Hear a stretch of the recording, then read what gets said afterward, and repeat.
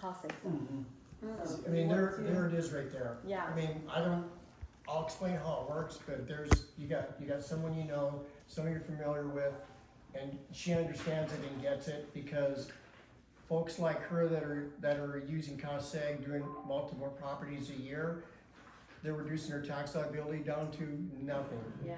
And utilizing it, and now I'm sure you're like us, overly excited that 100% bonus is here to stay, and that's like, gotta be kidding me, Yeah. right? So, but it's interesting because cost segregation, it kind of amazes me. I've been doing it for many years. A company I represent is CSSI. They've been around 21 years. They got 49% of the market. We're the largest one. We do more than 2 and 3 combined. And it's been a lot of fun, but when this real estate popped up, now it's like 30% of our business because of short-term, long-term rentals and everyone out there buying investment properties. It's a very lucrative strategy, but people don't know it's been around 30 years. If you go all the way back, it's an accounting method. Typically, the accounting method when they depreciate properties is a straight line depreciation. That's just what people have typically done forever. About 30 years ago, the IRS, they started utilizing cost segregation, which means that you could go in and reclassify your assets, all the assets into 5, 7, and 15-year buckets. And so by doing that, what does that do? Because not all your assets depreciate the same. So by putting it in the right categories, you get the full benefit. So instead of basically getting a little benefit over a long period of time when you depreciate, they accelerates it to the current year. You get it all up front, helps you reduce your tax liability, save money all up front, because as investors, you need the money today, not down the road, so you get the full benefit today. So you can reduce your tax liability, create cash, you use it for other properties, for improvements, or invest in the other one. So it's a very, very lucrative strategy. And again, doing multiple properties, it's a way to reduce your tax liability and create cash flow. This is kind of a basic bullet points for short-term rental. If you kind of even look on the second page, kind of keep it simple, it will show you that key assets that really qualify for accelerated depreciation on the 5 and 15, obviously. You know, the furniture, appliances, electronics, decorative items, specialty lighting, carpeting, those are just some of the few. 15-year land improvements and landscaping, fencing. So what? This is short-term rental tax. I'm just going to throw it on secular. Short-term rental tax loophole. And what a lot of people in here own and operate short-term rentals. Can you explain what that is and what this requirement on the bottom is? Yeah, you talk. Well, it's how you're renting out your property, the days and everything. And so it'll depend on. So if someone's an owner operator, this would be of great interest to them. Yeah. More than just a normal cost segregation. Well, no, it's just a way that it talks about the activity of being classified as an active business, and so that you can utilize that for. So would this apply, for example, if an investor purchased a property, but if someone else managed it, could they still use this loophole? If he owns the property. Okay. Sure. We technically no. Wait, hold on. If he owns the property, the manager owns the property? No. Okay. No. We technically no, because you have to show that you do more work than anyone Right. else. In it. Right. Qualify. So if you're a homeowner, like a lot of our clients are, right? If you're a homeowner and you hire a property manager to do it, then technically the property manager is doing more work than you. However, there is like not really I don't know what the time period is. There was one of the- What they say, to be a professional real estate, it's 750 hours to qualify. We're doing the work. Yeah, Which is right. But I don't know. So That's how you- that's always been my understanding, right? But the past year, like I would have clients that would buy these properties. They're still having me manage it, but they're just like, you know, when I was like staging the property, they're like, can you just put everything on my credit card? And, you know, and then like my fee was like a consultation fee to make it look as if they spent all these hours. So I was like, yeah, knock yourself out, you know? Yeah. So a lot of people are doing it, but there's this issue with people who are from California, right? And and you're trying to prove that you are spending all this time here.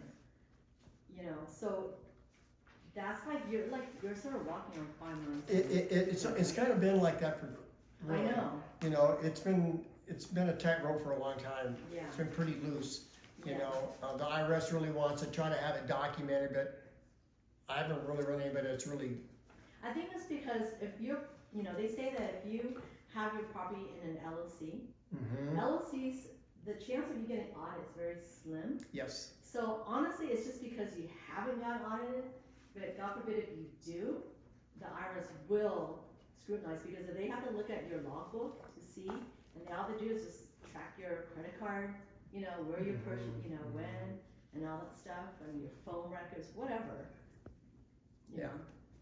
It might be just better to ask for forgiveness and do it anyway, right? just about. That's usually, Yeah, yeah, Yeah. pray first, then get a consent done. Well, I never cheated on my taxes. I never No, have. no, no, it has either. Well, Yeah, yeah, it would associate with them.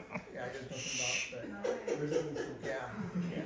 And the big, and another thing too is important too is, there's 6 different methods of cost segregation, so that's how it's set up. And the IRS recommends that these are engineer-based cost seg studies. That's the first top priority, and actual personal physical site visits. And so our company does, there's some cost seg companies that do virtual site visits. Ours don't like that. And they go, well, it's still there and they do them. But I've known, people have been audited, I've talked to them, and the first thing they'll ask them, Aaron, did you have a actual site visit, or was it a virtual? And if he says it's virtual, then they're gonna audit. Cause the IRS wants actual boots on the ground. So you need an actual engineer who goes to the Well, house. no, we have companies that go we hire, and they're part of what we do, and they go out and do the site visit, take pictures, and then the pictures are obviously sent to us, and we're reused. They work directly for us, and then they're included in the final report. It has to be in the final report, so. Okay. And that's what you give to your CPA. Yeah, so, and that's the thing, and so we'll get the information we need, we get it to our engineers, and they'll do the breakout, do the preliminary analysis, you show what the numbers are, makes economic sense, we're talking about the next steps to do it. You know, everybody runs typically about 3 or 4 weeks to do it, and, if you've owned a property more than a year, then you'll be looking at doing a 3115. Change of accounting method, the IRS needs to know that, oh, Michael's been doing the straight method forever, now he's accelerated, the IRS wants to know that you did it. And so they want to have on file that now you changed your accounting method to an accelerated method, and the IRS needs to know. So if someone needs that, the study's completed, and then we have the CPA fill out the 3115, and then we get that back, and it takes about 10 days to do the 3115. Some CPAs do them, they don't like doing them, it's too time consuming for them. And so we've been doing them all the time, so it's just easier for us, so. So use me as a case study. I bought a house for $500,000. I spent $50,000 furnishing it. It's been more than a year now that I've had it. I've materially participated in operating the home as an Airbnb. How does this in any way, shape, or form benefit me? I put 20% down on the house. Yeah, well, I'll give you one example here that you guys will be familiar with, one example for you. So I wanted to do that. I can show it to you. I'll just tell you how it works. You know, you get the purchase price, obviously. You can't depreciate land, so you find out what the land value is. So we'll use simple numbers. The house was $1 million, land was 200,000. Now you're at 800,000, so then let's say you put another 200,000 in it. Now you're back to $1 million, right? That $1 million is the cost basis to do the cost seg study. So you got the purchase, you took the land out, you added all the improvements in. That's when you do the cost segregation study. I have people ask me though, they purchased but they're going to do renovations. I had one other, they purchased it and they want to do the renovations. Let's do the cost seg study. Well, when are your renovations going to be done? Oh, June or July. We'll wait till then. Just extend, and we'll wait till then until they're done so that you can get the full benefit of the cost seg study. The best time to do it, of course, is when you buy it. Yes, sir. That's the best time is I just wanna make sure they understand that. yeah, the best time to do it is when after you purchase it and put improvements in. The first 3 years are still good. You know, I did one that was 8 years old and at 8 years, and that benefit was enough for them to say, yeah, I want to move forward on it. So I always suggest that at least the first 3 years, first year's the best after you do it. You want to do that right away, buy it, improve it, get the study done. But if you don't know about cost seg and just hearing about it and you've owned it for 3 years, that's you still do it. It's still economical to do it. It is, yeah, and that's and so what you want, so what's exciting is that, and most companies do it, I just suggest to them, said, look, we do a no obligation preliminary analysis. Let's just run the numbers and see if it makes economic sense. And you can take a look at it, get with your CPA. If it makes sense, we move forward. If not, that's fine. But you need to know what you're leaving on the table, you know. But in this case here, at the building cost basis, his home was, after we took the land out and did all that, everything on it, and well, a short-term rental, it was $558,000. Placed in service, $1125. Okay, What's that? November of 2025 okay. was placed in service. Gotcha. Straight method of depreciation is like right around 1,800 for that first year, right? The accelerated method, 176,425. Oh my. Oh. And so you take the difference, right, between the straight method and the accelerated method. What's my increased depreciation number? And that was 174,634, average tax bracket 34%. Look at that. His tax saving was 64,000. And that's just for 1 year, or does it roll into the other years as well? Well, that's his savings. Now, if he doesn't use it, it could roll in next year. Okay. You can do whatever you want. With these multiple properties, it's your money. You can manage it however you want to do it. So you can use it. For example, I had a guy owed the IRS $40,000, and he had a property that was older than 3 years, and said, "What if I could just get something out of it, and save me a little bit?"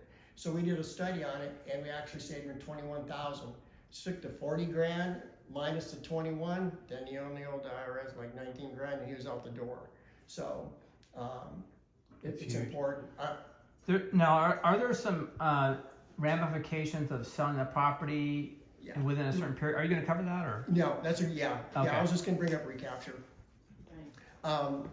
Yeah, typically, you know, there's always a recapture per se.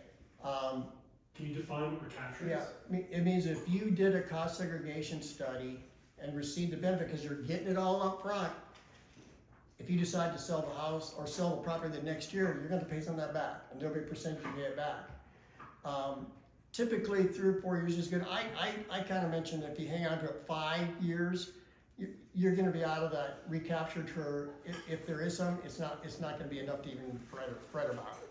So, it's not for the fixer flippers or anything like that. It's for the people who are gonna hold their properties, for a little while, because that's how, you know, what you want to do, so you get the full benefit of cost seg. But if something comes up and you need to get rid of one, that's the time I'd try to look at doing it, so that you'd be fine with it. You can always, you can 1031 exchange that property, and then if that property is like, the one that you're exchanging it to is a lot more, then you can still do a cost seg. It's like, Absolutely. you just have to run the numbers. Yeah, that's a good point, because, I was getting even deeper into weeds, but you're right, the 1031 exchange works hand in hand with the cost seg. It's like bingo bango, Yeah. you know. Just kicking So it you down. don't need to pay, so let's say you're selling the house, you don't need to pay zakat, you don't need the capture, you call it? Because you go to the next. Right. Yeah. You just And kick if it it's down. and if it's even more, you can add to the cost of goods. Yeah, it's Right. like a new study and it's add on. Yeah. Wow. So it's interesting, because they'll do a 1031 exchange and get the benefit of that. They'll try and do a cost seg and get the benefit of cost seg. It's really exciting, Yeah. you know, to do that for them. Like I did one where, so I had a house that was like 500, and then I sold that, but so when I did the 1031 exchange, I went and bought two. So now it's like, basically two properties that combined were like worth 1.5, right? So you basically take like, you almost wash the first property, right, that you exchange it into, the replacement property. And then you get to do a whole new 1030, cost save on the second one. So it's like a total Wow. win-win, Yeah. right? And all this time, you're just not paying any taxes. Yeah, all day, you're not paying taxes, you know, and it's, and that's why it's such a lucrative strategy, because think about how she maneuvered that, right? How you maneuvered it, 1031, got the spare, split it, got to, but it's just, and that's how you work it professionally, and you grow your portfolio, and then you get the benefit of these other benefits. Again, it's just amazing how many people today, even today, I get a call that people have never heard of it. Yeah.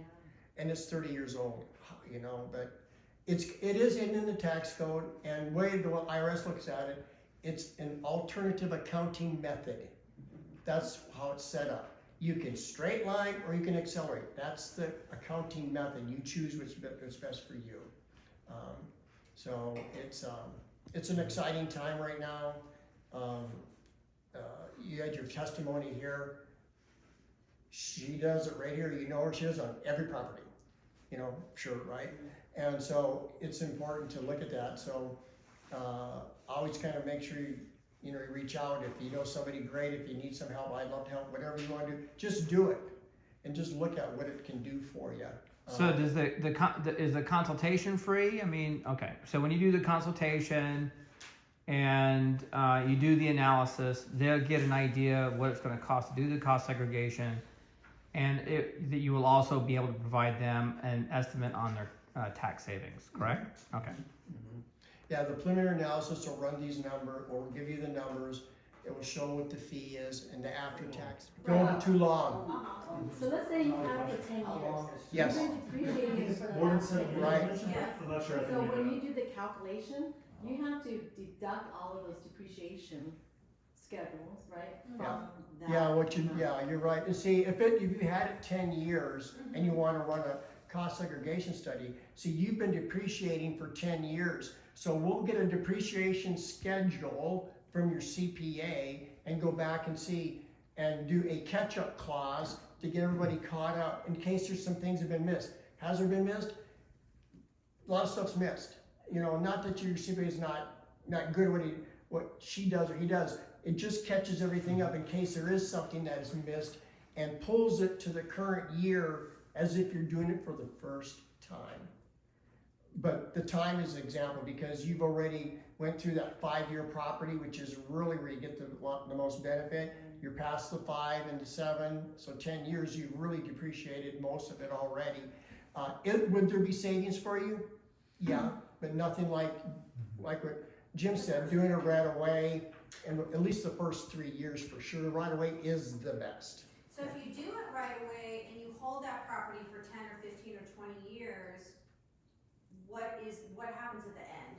The recapture situation, that's what I'm And you'll be out of it. There won't be any recount there. Yeah, because you've gone through it. Yeah, and again, gone through what? Why is there no recapture? because you've already had it long enough afterwards. They're not going to require any money back because you've already passed that cycle. You basically depleted all of your depreciation. Yeah. amount Right, that but you put in. at what point is that? What's the year mark that takes effect? You know, is it after?